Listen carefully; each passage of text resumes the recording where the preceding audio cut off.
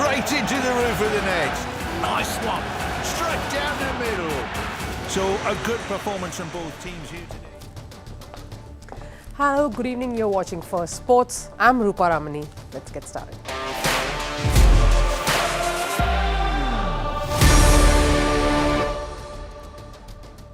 Now, sport is about the comeback stories, and nothing spoke more volumes of a comeback than what Indian cricketer Rohit Sharma did against Afghanistan yesterday.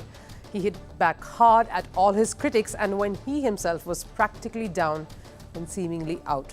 And speaking of a fight back spirit, ask all footballers in Africa what true fighting spirit means. Africa in sports symbolizes a unique sense of passion.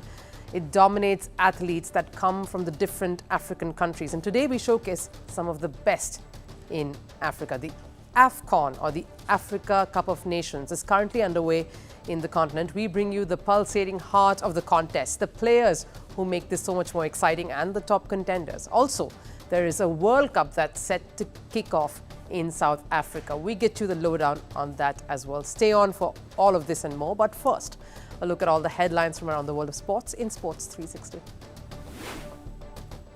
We'll start with the latest from the Australian Open. Third seed and runners-up at the Slam last year, Elena Rybakina was taken down by Russia's Anna Blinkova. The grueling match saw Rybakina falter 4-6, 6-4, 6-7 in a tiebreaker that went up to a staggering 22-20. It was the longest women's singles match tiebreaker at in suit against French Interior Minister Gérald Darmanin, who accused the football star of having links with the Muslim Brotherhood. It's a Sunni Muslim Islamist group banned by several countries. This was after Benzema posted a message in support of Gaza inhabitants last year. In the complaint, Benzema denied any of those allegations. And tensions seem to be brewing in Saudi Arabia. Al Ittifaq signee Jordan Henderson has been told that he can leave the country. This after reports that he was finding it difficult to settle in Saudi Arabia. He'd just been 6 months since he'd signed up for the club. The club finally agreed to end his contract. Dutch football club Ajax is eyeing to sign him up next. In cricket, the International Cricket Council, or the ICC, unveiled the new modular stadium in New York. It is set to host the India-Pakistan clash among 8 matches at the Men's T20 World Cup that's scheduled later this year. The cricket stadium has a capacity of 34,000. And from the earlier tennis updates, world number 1 Novak Djokovic advanced to the 3rd round at the Australian Open. Serbia's Djokovic was put to test by Australia's Alexei Popyrin. Djokovic won the first set 6-3. Popyrin rallied to win the next one 6-4. Then the Serbian, of course, won the other 2 sets 7-6, 6-3 to close out the match. Djokovic will next play Argentina's Thomas Echeverry on Saturday. Now, when you are down and the world thinks you are ready to check out, the grittiest always hit back stronger. That's what the most heroic sporting stories are all about. There is no way we cannot talk about the third and final T20 cricket match between India and Afghanistan. That took place, of course, in India's city of Bengaluru. Multiple records were broken, but the biggest story coming out of that was India's captain Rohit Sharma, leading from the front with the bat. The very same cricketer who was absolutely shattered at the end of the ODI World Cup last year. The very same whose future looked bleak just weeks ago. The same Rohit Hitman Sharma, who many said must rethink his future commitments, especially in the shorter formats, who many said shouldn't be the Indian skipper come the T20 World Cup. And just look at the sequence of events post that horrid ODI World Cup final for India. Rohit Sharma is utterly dejected, and then comes the announcement of Hardik Pandya moving over to the Mumbai Indians. Then, of course, the announcement of Hardik being made the captain. Then, of course, the rumours of Rohit walking out of the franchise. Untrue, of course. And then comes the series against Afghanistan that Rohit finds himself captaining. The opening batter, of course, scored 2 ducks in the first 2 matches. And the tongues were wagging that there is nothing much we can see from a man who is clearly still reeling from all that's happened on and off the field over the last few months. And then, of course, comes the hit back. Sure, it was at the Chinnaswamy Stadium, known for its big hitting. Sure, it was a great track to bat on, but Rohit stood tall amongst the shambles of the Indian batting lineup, alongside the man who is the future of Indian cricket, Rinku Singh. We'll come to him in just a bit. Rohit, of course, struck a blistering century, a massive one, and with that became the first batter in the world to have 5 T20 hundreds to his name. In men's T20I cricket, Rohit Sharma leads the pack, and it has some of the best, most flamboyant batters whom he has overtaken. Glenn Mad Maxwell, Surya Kumar 360 degrees Yadav, Babar Azam, and the Kiwi Colin Munro. Now, I still remember the first T20 100 he struck. I witnessed that knock as a broadcaster in India's picturesque Dharamshala against South Africa. It was a powerful knock and he was in his zone. Nearly 10 years on, that knock came in 2015 and he's looked just as dominant. Probably the opposition was not as experienced as the Proteas back then, but no one can take a new and improved Afghanistan side all too lightly these days, as they showed, taking the match to not one but 2 super overs, the first time ever at a T20 international, and then of course joining hands with the team. Rinku Singh has showed rather consistently now that he is the finisher India was looking for. In the 15 T20 matches that he's played for India, he has been striking at nearly 180 and made his highest score last night, continuing to make his case for the T20 World Cup. The super over was just as dramatic. There wasn't one, but 2 of them. There was some confusion on Rohit Sharma reappearing for the second.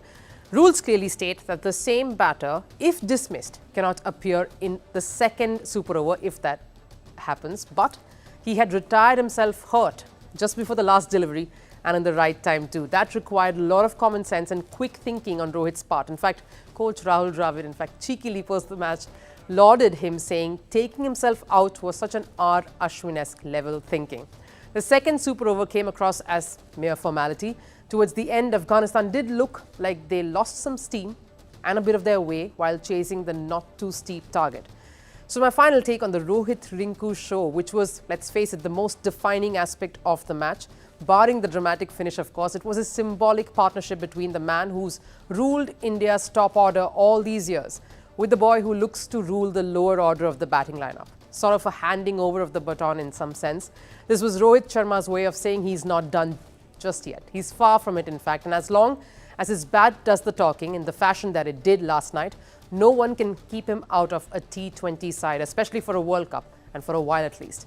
And going by the love and camaraderie the team shares and rallies around him, it looks tough to shake that captaincy crown either, unless the powers that be consider this to be a handing over of the reins here. That is Rohit Sharma handing the captaincy over to Hardik Pandya, or at least in the shorter formats, and staying along for the transition to happen as well. As far as India's search for that finisher goes, Rinku Singh is steadily giving them plenty of reasons to consider him for the long haul. He has the calmness about him that matter in run chases, and the hunger to strike that really comes good when you're batting first. Definitely 2 massive pluses for this side heading into another World Cup. Now, the young cricket talents all around the globe have descended down to South Africa for the Under-19 Cricket World Cup that starts on the 19th of January. It's the 15th edition of the tournament. It was supposed to be played in Sri Lanka, but the ICC suspended Sri Lankan cricket due to government interference in its affairs. So it was moved to South Africa, making them the hosts for the 3rd time. India are the most successful squad in the competition. They've won it 5 times. The last one coming in just in 2022 under the captaincy of Yash Dhul. It's a tournament full of promising talents with some big surnames in cricket. Some controversies too on the sidelines, the perfect concoction for a World Cup tournament. South Africa is experiencing an exhilarating sporting fest with the Africa Cup of Nations underway. And the Under-19 Cricket World Cup 2 is just around the corner. The tournament starts on the 19th of January. 16 teams in all will compete, and the captains of the squads ramped up the energy. There are no debutants in this edition. The most inexperienced squad this year is USA. Now on to the most successful ones in the running. India are the defending champions who will be looking to lift it for the 6th time. Australia are 3-time title winners in 1988, 2002 and 2010. Meanwhile, Pakistan have clinched it thrice before. Bangladesh, South Africa, West Indies and England have each managed to win the tournament once. One of the prominent names in this World Cup quest is Ubaid Shah, brother of the Pakistani cricketer Naseem Shah. That's not the only familiar name here. The Under-19 World Cup boasts of an impressive roster with bloodlines of numerous cousins and brothers, all set to showcase their cricketing prowess. Like Rashid Khan's nephew, Hassan Esaki, an opening batter who's set to feature for Afghanistan. New Zealand, on the other hand, has someone who wants to be a role model for many. His name is Rahman Hekmat, an 18-year-old who pursued cricket because his father couldn't. This will be his debut for the Black Caps this year. He took to the sport and honed his skills watching Shane Warne's YouTube videos. Meanwhile, India steps in as hot favourites, and that's not surprising. With every passing year, the Under-19 World Cup has churned out some of India's most celebrated cricketers. Yuvraj Singh in 2000, Rohit Sharma in 2006, Kohli in 2008. So many dreams are set to take flight. India will start their campaign against Bangladesh on January 20th, and leading them will be Uday Saharan. His squad also includes Arshin Kulkarni, an exciting talent who was bought at the IPL auctions. It's an exciting battle waiting to be unveiled tomorrow. Can these promising stars match the success of their previous generations? We're talking about sport in Africa, and football is a massive passion project in the continent. We bring to you AFCON, or the Africa Cup of Nations. It's underway and being hosted by the Ivory Coast. It's a continental football tournament that takes place once every 2 years, the odd years for the men's event and the even years for the women. It is one of the most important tournaments in the sport. Africa as a continent covers more miles than Europe. It is 3 times the size of Europe. So the football in quality and quantity is just as vast and varied. AFCON's initial plan was to be held in 2023 June and July, but the finals of the tournament were scheduled to take place during Ivory Coast's wettest months. And the FIFA World Cup in 2022 that took place in the months of November and December would be very close to it. So advancing it would have made it closer to the competition. Hence the date was shifted to this year. This is the 34th edition of AFCON. 24 teams are vying to become champions of Africa. All of them have been divided into 4 groups. The competition is currently in its group stage, where top 2 from each pool head to the final 16, then of course the knockouts and the final. It's Africa's biggest football festival and holds immense significance. Football's greatest athletes leave their club duties to travel out here and make it a success. Prominent footballers from past and present say even the question of club versus country when it comes to AFCON is showing disrespect to Africa, and this time AFCON is bigger. There's a 40% increase from last edition in the prize money, with the winners taking back $7 million. The investment is just as significant, with a total of $1 billion being pumped in to organize the tournament itself. And with several new broadcasting rights, global viewers from at least 180 countries, that's right, 180 countries around the world will be watching football in Africa. So who are the top contenders and the top stars that we can watch out for? Let's start with the host themselves, Ivory Coast, a 2-time AFCON champion. Ivory Coast, though, is looking for a lot of inspiration as they last won this AFCON only in 2015. That's nearly a decade ago, and without key players in the ranks. Gone are the days when they boasted of special stars like Didier Drogba or Yaya Touré. They started the tournament, though, on a high, punching above their weight to notch up a win in the first game. And with reinforcements coming in, Ivory Coast in Borussia Dortmund striker Sebastian Haller and Brighton's Simon Adingra, the hosts are indeed hopeful to make this a bit of a successful run. Already we were very relieved to have won the first match. There was enormous pressure. We had 7 players starting the match who were playing their first match in competition. Sebastian and Simon have resumed training. Their injuries are healing well.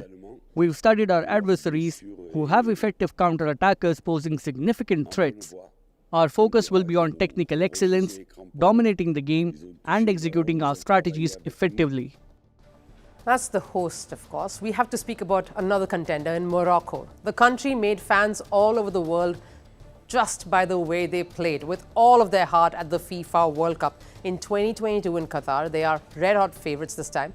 This North African nation became the first ever team from the continent to qualify for the semi-finals of a FIFA World Cup. And in the middle of their dream run has been their most endearing manager, Walid Regragui, whose big challenge will be to prove that Qatar was no fluke. In fact, the closest Morocco has come to winning AFCON has been in 2004 when they reached the final. The other big giant in AFCON, defending champions Senegal, and their dream of taking home their 8th AFCON title, rests on the hands of Sadio Mane. They trounced Gambia 3-0 in the first group match. None of the goals came from Sadio though. If he fails to fire in the rest of the tournament, Senegal can kiss their title hopes goodbye. But players like Chelsea striker Nicholas Jackson, Edouard Mendy and the formidable Kalidou Koulibaly should form the rock of this side. How can we speak of contenders and stars and not mention 7-time AFCON champions Egypt? I want to win the competition. Those are words that was Mo Salah's clear message about his ambitions at AFCON. They almost received a rude awakening at the hands of Mozambique. It would have been a major upset had the talismanic Mo Salah not come to their rescue. He converted a penalty deep into stoppage time to draw against Mozambique. Salah, after the match, in fact, said the weather in Africa is different, humidity is high, and the concentration drops. The best thing is that we learn early so we know our mistakes before the crucial rounds, like the quarterfinals or the round of 16s. And he's, of course, key to their campaign. Salah helped the Reds end a 30-year wait for a league title over in Europe and a 7th Champions League trophy. Despite his club success, Salah lives for AFCON and is desperate to create something special here. We'll round this off, of course, with some others who could have exciting campaigns like Nigeria, Ghana and Cameroon. For Nigeria, it's the depth in the squad, led by the African Footballer of the Year, Victor Osimhen. Ghana and Cameroon qualified for the World Cup in Qatar and hold a lot of fire and hunger to perform here as well. Andre Onana's return has created quite the stir and drawn attention back to the Cameroon camp. So a lot of exciting football coming your way and so many stars and interesting stories that can emerge. What makes AFCON enthralling is not just the quality of football. It's also because of the chaos and the uncertainty that always looms over this tournament, as it has in the past. Cameroon was meant to host it in 2019, but the Anglophone crisis led to the hosting rights being passed on to Egypt. Something similar happened in 2017 when it was staged in Gabon, rather than the original choice of Libya. Morocco was supposed to host it in 2015, but the Ebola virus pandemic saw it moved to Equatorial Guinea at the last minute. But what I'm trying to say is that despite all of this, organizers, broadcasters, footballers all clamor and strive to make this tournament happen. Choose this above the clubs and all the money, because passion comes first. It has given birth to stars who have made it big around the world. Whether it's Mo Salah for Liverpool, Morocco's Achraf Hakimi, who plays for PSG, or Victor Osimhen of Nigeria, who helped Serie A side Napoli to a league title after 33 years just last year. AFCON is that symbol of hope that continues to fight for its place and relevance in football calendars and the sport world over. Now, we are almost at the end of the show, so it's time for Last Serve. The Super Bowl is heading our way. The playoffs in NFL or National Football League are underway. So what is the next best thing to a seat at the Super Bowl face-off? Well, a Super Bowl exhibition, of course, to get you up close and personal with some of the best memorabilia from all the world of NFL.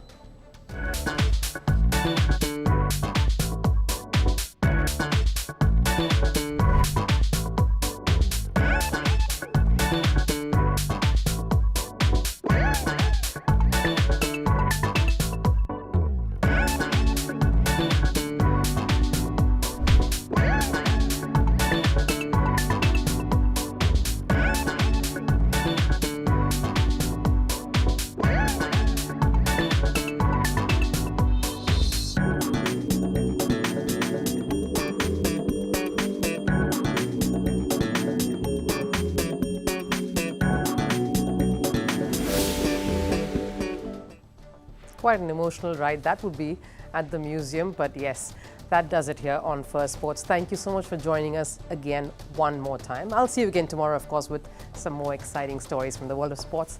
Till then, take care. Bye-bye.